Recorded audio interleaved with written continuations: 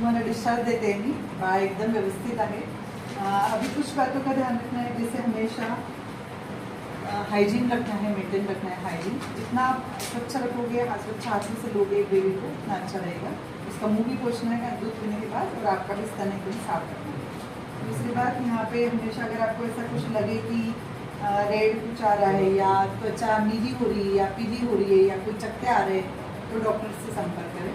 या कभी ऐसा लग रहा है कि इसका जो टेम्परेचर है वो हमेशा मेंटेन रखना है, क्योंकि अभी गर्मी बढ़ रही है, तो ऐसा नहीं होना चाहिए कि आप एकदम कूलर के नीचे या एसी के नीचे रखें उसको एकदम।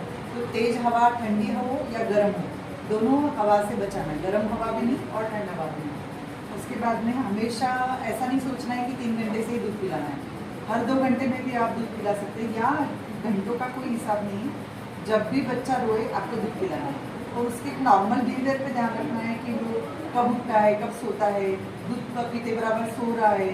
और एक नॉर्मल हमको पता चलता है कि उसका पॉटी, उसका सूप, उसका नंबर ऑफ टाइम्स का सूप का आउटपुट, की सारी बातों का आपको रिकॉर्ड और ध्यान रखना है। अगर ऐसा लग रहा है कि बच्चा कभी थोड़ा सा झटका टाइप या आँखें अप्रोल कर रहा है, या कोई हाथ या पैर उसके हिल रहा है, तो ये बात अच्छी नहीं है। आपको डॉक्टर से तुरंत संपर्क करना है और यहाँ आना है दिखाने के लिए।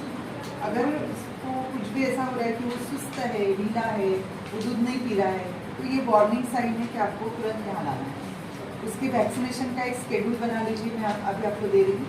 उसके बाद आपको हमेशा ध्यान रखना है, और उस समय पे अलार्म लगा के कोई भी वैक्सीनेशन की डेट आपको मिस नहीं करना है।